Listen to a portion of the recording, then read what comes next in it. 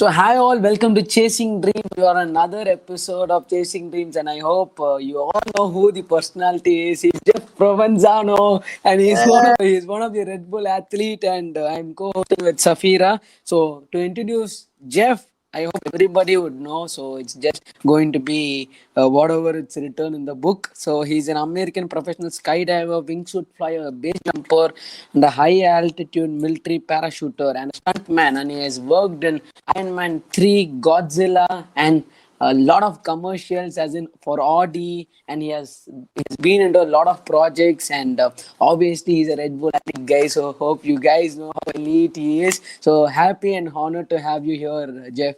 Thank you. It's awesome to be back.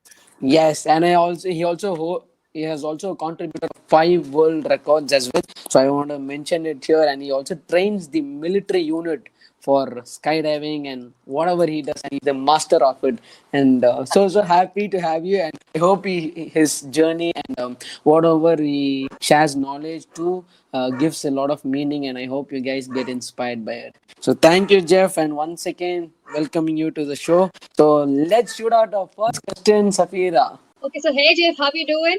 I'm doing great. How you doing? I'm doing good too, thank you. So what was your life before skydiving? Was this something that you always wanted to do? Were you No. always into adventure sports? So how did this whole thing begin for you? Yeah.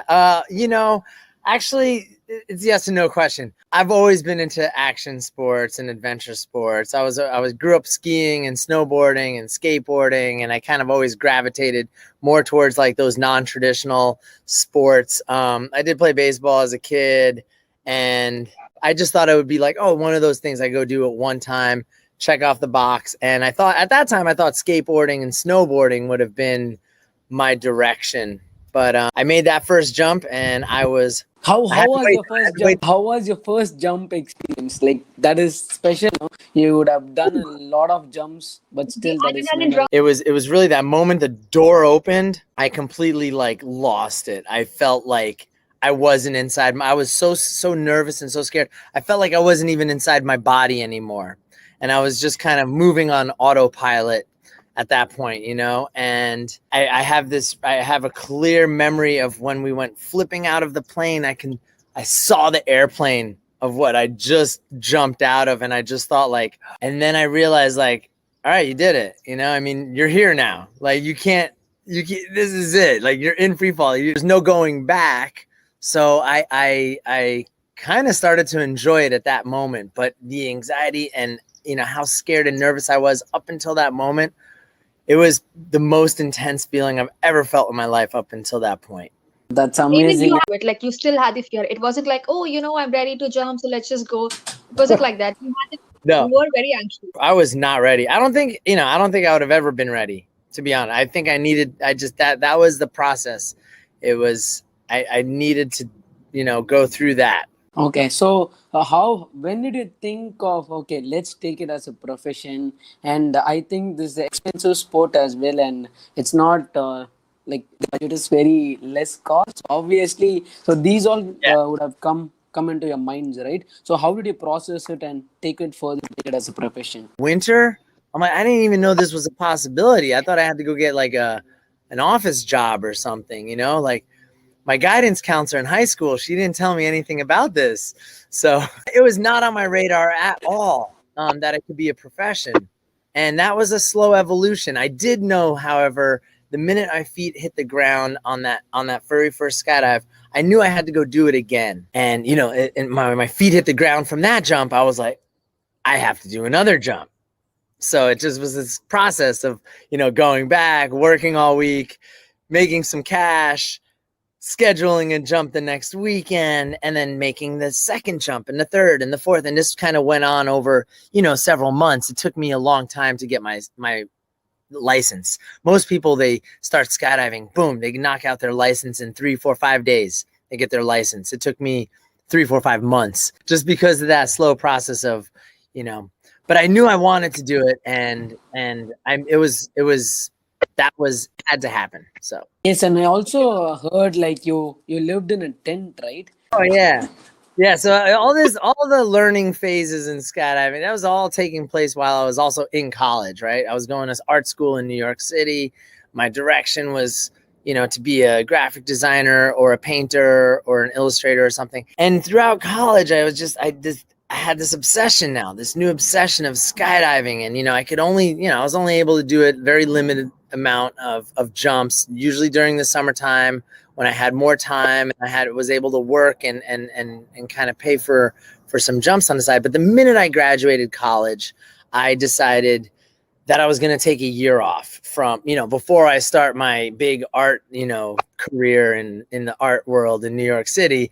I'm going to just take a year off and go get a job at a skydiving center and live there and just kind of do whatever. But I just wanted to be at a skydiving center full time, kind of just pursuing this obsession, this passion. And that's what I did. I moved out to Arizona. I graduated school, high-fived the family, said, all right, peace out. I'm driving to Arizona. I'm going there. I'm going to Skydive Arizona. It's the world's largest skydiving center. I figured that's the best place to be. Might as well to be the biggest place in the world to skydive. I moved there and I'm living in a tent for most of that summer. And then I move into I actually lived in the bunkhouse. Also, there was a bunkhouse at the airport. Tent and bunkhouse, probably like 5-6 months in that.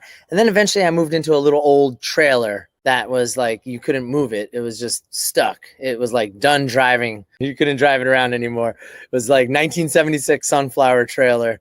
And I moved into that and I ended up living in that for, that 1 year, taking 1 year off from my career path of art. Turned into 6-7 years later I was still living in that trailer. Yes, and I hope people here, most of the people wouldn't know the backstory of yours, and I think from where you started and the dedication that you had and to right now where you are, it's an actually amazing journey, and you made us believe anything is possible. Obviously the first thing that comes to people's mind is, okay, money. For any dream that we should chase, we must have money, and you proved it. At any cost we can pull it off. That's very inspiring. And yes, Safira, you need to be but more than having money and time, I mean, the first thing you need, you need time. Time is actually the most important, but you need to be obsessed about something. You need obsession, not even passion. You need to be completely obsessed. Like I going crazy over something, the feeling that you get over maybe sports or, everybody's been obsessed over something once in their life. Maybe it's a girl or a boy or a toy or I don't know what, but that obsession of where you just can't stop thinking about something 24/7 and you're just completely taken over by that. That's the most important thing, I think. The money, if you're chasing the money or worried about the money or worried about the time, if you're obsessed, you're gonna figure a way out.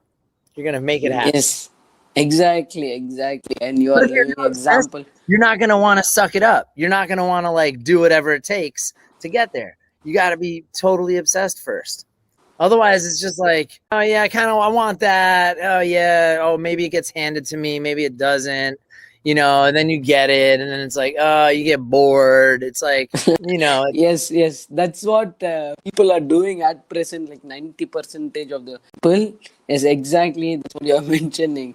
And yes, Safir, you have any questions for him? As well, Jeff, as cool and exciting and as fun as it sounds, the journey, that you've been through, it wouldn't have been a piece of cake. You would have faced a lot of struggles and obstacles and hindrances. And as adventurous as it is, it comes with great risk. So how did you tackle all of this? What kept pushing you that this is what you want to do in spite of all the other hindrances? How did you tackle the feeling? It's just, how do I say, I kind of lost my train of thought there for a second, which happens sometimes to me too. But that's totally fine. Yeah. It's just oops, I just dropped something. Yeah, you can edit it. No worries. Yeah. Help me out here. Where was I? Okay. So she was asking about however it is risky and all those, but you still end up doing it. Yeah, so it's just basically taking one step at a time and keep moving forward. And that was just kind of it. And the lowest point in my time at that point, the lowest moment that I felt. Now I remember what I was trying to say. Is just these things happen to me sometimes. I'm sitting in my trailer and I got to, and my trailer is just leak. It's raining in the desert. It doesn't rain that often in the desert, but when it rains, it pours sometimes. And I'm sitting there, I got 12 buckets and pots and pans, and all this water's dripping everywhere from the ceiling. And I'm just like, it wasn't like, this isn't like what everybody thinks, this isn't the picture that people are like, oh, my son is out there, he's skydiving, he's following his dream. He's living in an old crappy trailer, it's raining all over him. This isn't like their dream for me, right? So you start to think like, what's going on here? Like, have I lost my mind over this? Am I, but then I get that feeling actually. Eventually the rain stops, and then you have a moment where you're reminded again, like, no, this is awesome. This is, I love this. I love the people that I'm surrounding myself with. The community of skydiving is something that's very, very amazing. It's a big family. And, there was a lot of like little reminders after the rain, literally and figuratively, like maybe it wasn't the rain, but other low moments, right? You would have these little like boosts of like, hey, okay, no, this is actually reminding me, this is where I want to be. This is what I want to do. I don't know if it's, if there's a long life of this, but I'm here now. I'm going to do this now. I'm not so living in the future. I'm not worried about the future. I'm trying not to be worried about the future. Try not to live in the future. I was just trying to like live more in that moment. Yes, exactly. And with regards to the sport, it's an extreme sport. So, like, how do you prepare it mentally and physically as well? Like, I see you working out, like going for your jumps and all those, but it demands more than that, right? Like mentally, I think it's a different ball game. Apart from people, what they experience and what they see. Can you please elaborate on it? Yeah, there's different sides to it. The way I prepare for it now is much different than how I did in the beginning. And I think in the beginning for me, I was oh, someone wants to come say hello. Oh no, she ran away. Never mind. In the beginning, it was very different for me, I think, because I was so scared of jumping. Actually, I was scared for hundreds of jumps. Like, it's like torturing myself. It was this cycle. Every time I would, get in the airplane, I'm like, oh my God, what am I doing? This is gonna die here. Like, this is horrible. And then I'm like, oh, and then I get up and I jump and I'd land and I'd be like, oh my God, that was the best thing ever. Yeah, let's go do it again. Oh my God. And it was just this cycle. And I think, you don't really get over the fear. I think you start to learn how to just cope with it more and deal with that fear more. So the mental side of it then was really doing enough jumps and doing it for long enough and for years that I got to a point where I know how to mentally cope with fear. I didn't get over it. Like, I still have fear at times, but I kind of know tricks and ways to kind of get around it to keep myself calm. And now my way of doing it is like, I know all the cheats, right? It's like cheat codes now. Like, okay, I breathe. Breathing is a big part of it. Just breathing, relaxing, visualization, and even verbalizing things like out loud, speaking, talking to yourself, sounding like a crazy person. But just like, these training your mind to be prepared for the upcoming moments and situations, right? So, but breathing and visualization is the largest or the biggest ones. And then, as far as the physical goes, when I was younger, here's the thing, like when I was 20 doing this, I was 20. I could like jump off the house, ninja roll out and be fine. I'd go skateboarding. I'd like ollie off of 14 stairs, down a handrail and like, bam, hit the ground, get up and just dust it off and go do it again. So there was no physical training when I was younger. I was young. It was like, I was young. I've always been athletic build, athletic shape, athletic ability. So I just had that to rely on. Now, the older I get, like, I'm going to be 45 here soon. Yeah, I have to spend more time being mindful of how I'm taking care of my body, especially if I want to continue this, for years to come and at the level that I'm doing it. Yes, exactly. I think it's an insight for people out there. So how do Jeff train and how he prepares mentally and all those? That's nice to hear. And also, I wanted to break down your couple of projects if you could talk about them. So can you just talk about the chain reaction you were involved in? And it's an absolute like icebreaker, I would say, and like is a visual treat for all people out there as well. So can you please break it down and how was your experience being a part of it? Of chain reaction? Yeah. Oh, chain reaction was amazing. It was amazing, except for we were freezing our butts off while we were so cold that weekend. So cold. But it's really cool. Just, I mean, I'm lucky to be on a team of just multi-talented people. Everybody on my team is really good at everything, but then especially exceptionally good at certain disciplines. And that's kind of what we highlighted in Red Bull Chain Reaction was each of us kind of stepped up and did our best part, right? So for me, it's the canopy flying, it's the swooping. For some of the guys, it was the wingsuiting or the base jumping and the airplane. And we had, the driver, the car, like everybody came into that. They're all doing what they do the best. So kind of that's always amazing to work with a team like that. Things just click into place a lot more. There's you just trust is a huge part. And when you trust everybody, like it just, that layer makes, like, I'm not going to ask a million questions. I'm like, he knows where to be. He knows what to do. I don't have to ask all these like silly, like, there's always questions and stuff, and we got to figure some certain things out and have, briefings and do some practice jumps and rehearsals and stuff. But for the most part, having that trust with your teammates, it eliminates a lot of stuff that you don't have to discuss. Yes, exactly. And also, like, I think everybody should go and watch the video. It's on YouTube, right? Or Red Bull Yeah, TV? it's on YouTube. I'm pretty sure if you just Google Red Bull Air Chain Force reaction.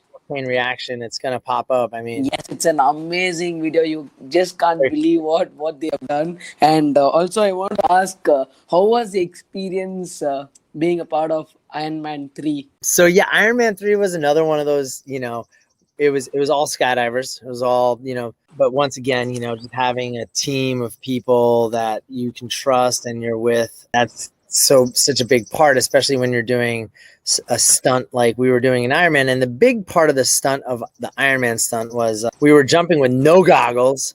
So we were jumping, we had to squint the whole time. We had no helmets, no altimeters, nothing. And then we had our parachutes inside of our clothes. So it was a hidden, it's called a hidden rig.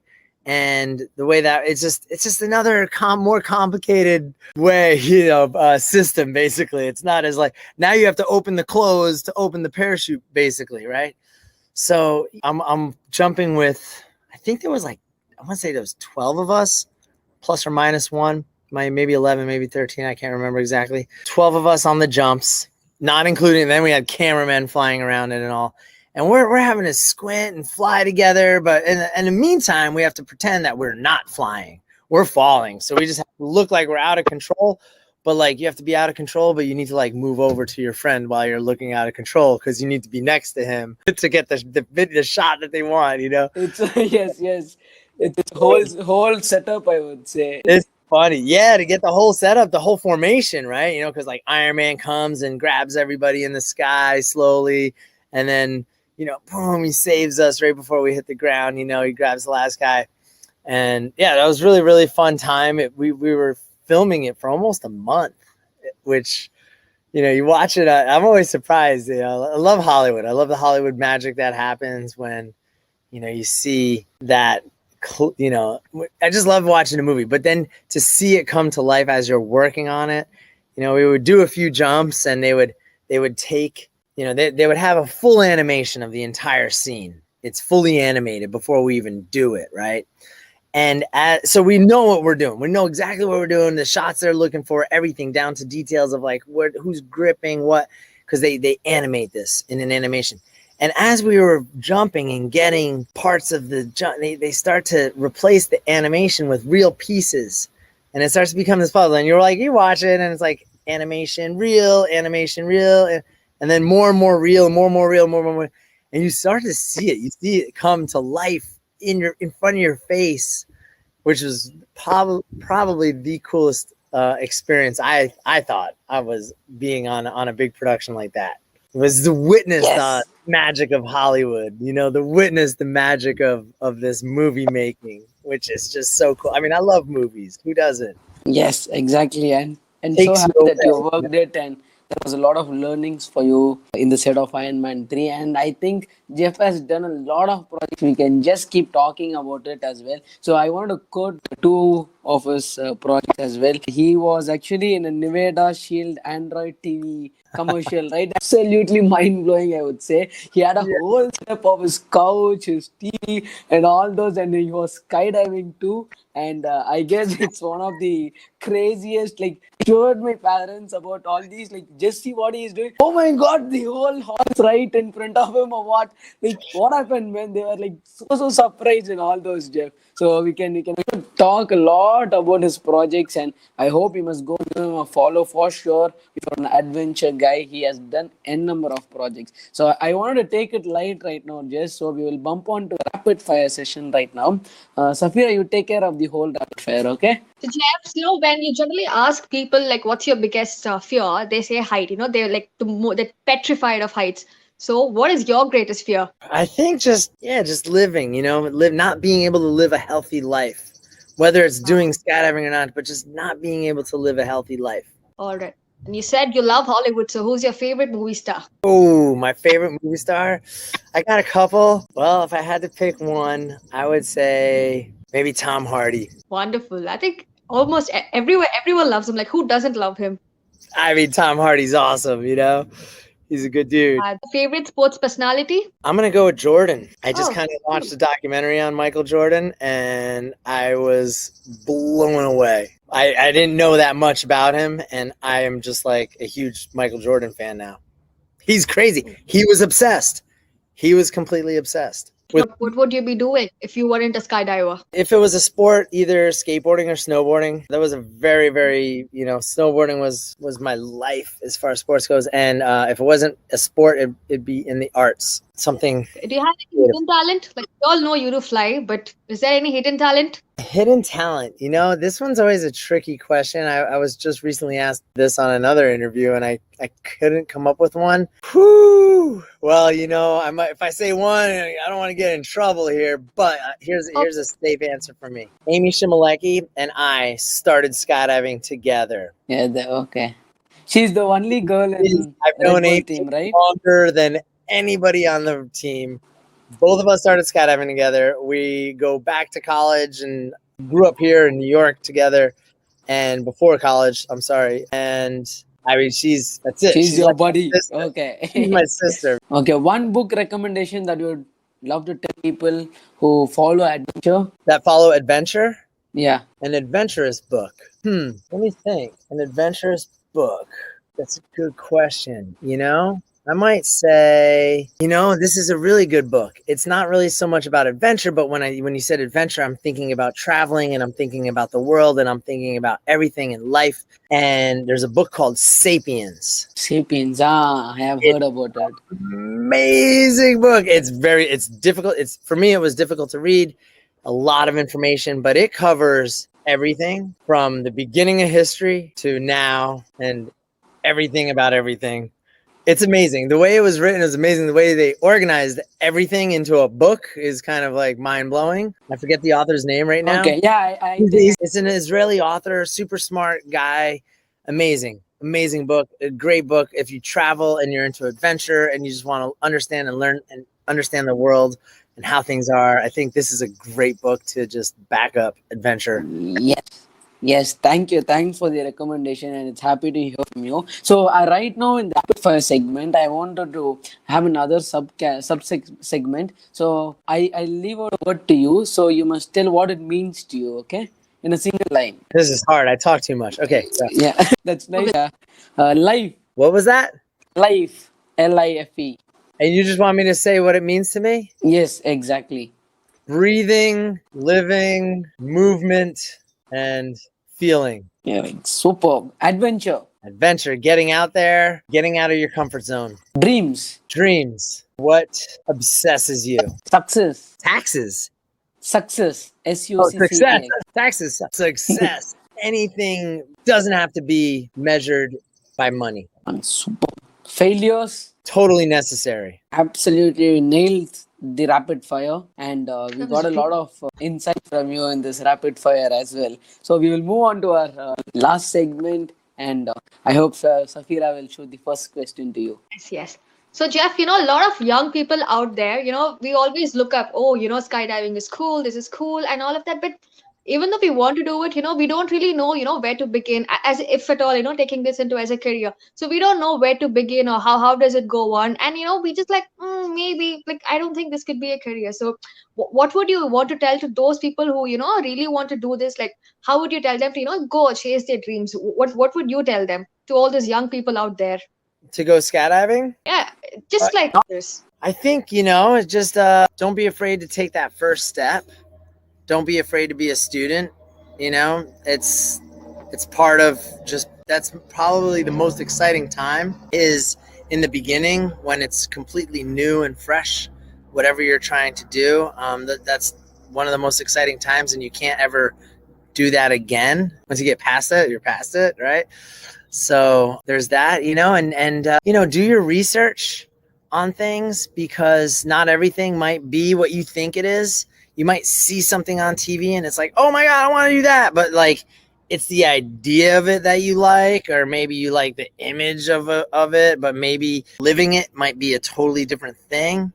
So, kind of do whatever your research is on anything. And, I think in today's world, we're so connected with all these platforms, social media platforms like Facebook, Instagram, and, I think TikTok and all these things, is you can reach out to people and you'd be surprised. I mean, not every, I sent this guy a message. I sent, this famous dude a message and he didn't reply. I don't, get all bummed out, right?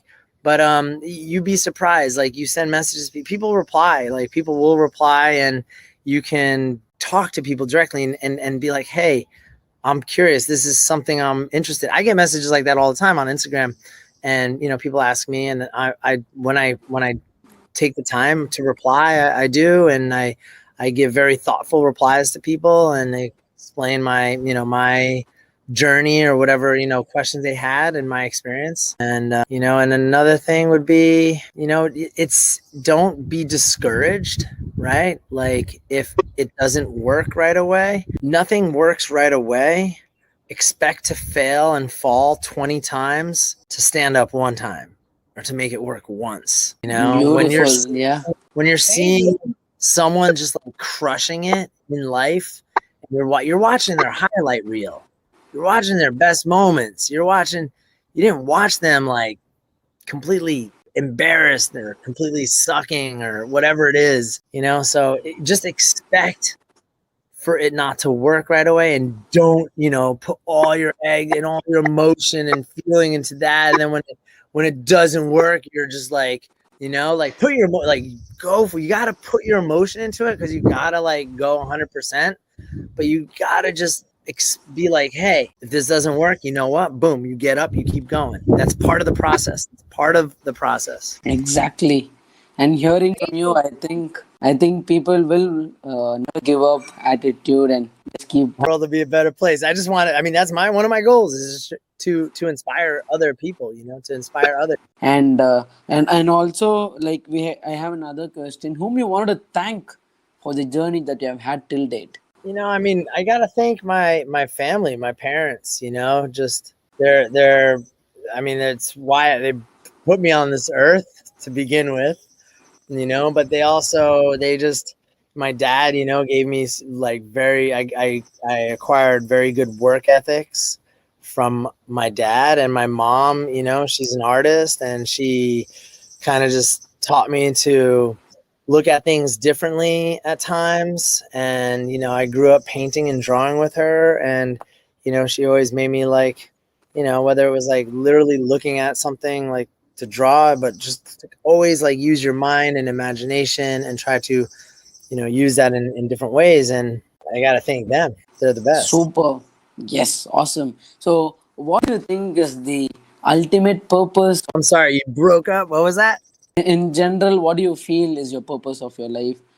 And if you say, I go to this level and that's the goal for me. He's already up in this. He's already high, up, very much up in the sky. So he's already reached greater height.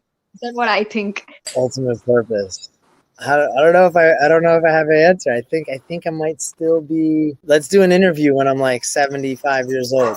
Exactly. That's what I wanted to get it from you. Once you feel like, okay, I reached this and this is my purpose of my life, then like purpose keeps going on. I wanted to put this question because like you can also answer it in the goal aspect, and we know like you're already in the heights of your career. I thought, okay, let's push him further to get him know a lot. So hopefully we get an answer when you go to that level, and please do come to our show. It would be I a honor hope for us. I hope I go beyond that. Actually, I said 75. Let's just call it 110. Okay.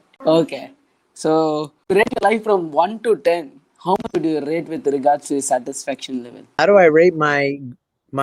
Life journey? How satisfied you are with it. I'd say I put it up at about an 8. Let's say 8. You know, there's always room for improvement. There's always other dreams and other goals that I haven't quite achieved yet, but it's pretty good. I'm happy. 8.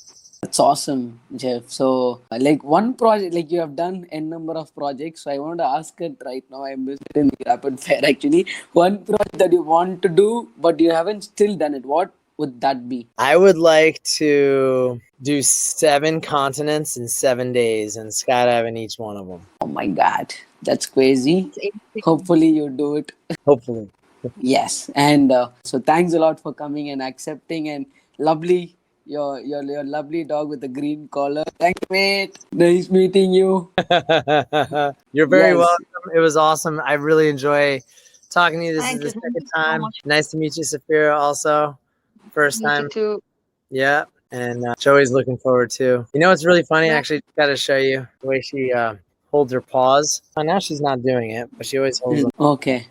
But anyway, here you go. She. Here's my chihuahua. What is on like him or her and her name? Her name is Joey. Joey. Cheers. Right there. Yeah. The stare she gives. It's like And it's a girl because she looks kind of like a kangaroo sometimes. yeah. She looks like a lot of Yeah. animals. She's not a dog. I don't treat her like a dog. I treat her like a Yes, Safira. If you wanted to end up, like you can go ahead. Thank you so much for your time, Jeff. It does mean a lot because, a lot of young people out there, we always look up and, okay, what is it? What's happening? But we don't really know, or we don't really get much information. We just like read things and articles and we're like, okay, that's it, it's done. So it was really nice talking to you. Well, thank you so much for your time and you've answered us patiently. So thank you so much for that. And well, sky is truly the limit. So fly high and cheers. Cheers. Thank you. Thank you. Thanks a lot, Have a Jeff, for your wonderful day. time. And I'll let you know once it's up on YouTube, okay? Sounds awesome. Thanks. Yes. Thank you. Thank you. Have a Thanks a wonderful lot day. for Thank you. coming. All right, guys. Stay Have a safe. stay safe. You too. Yes. Thank you so much, Jeff. Thank Thank you. you. I love you. Thank you.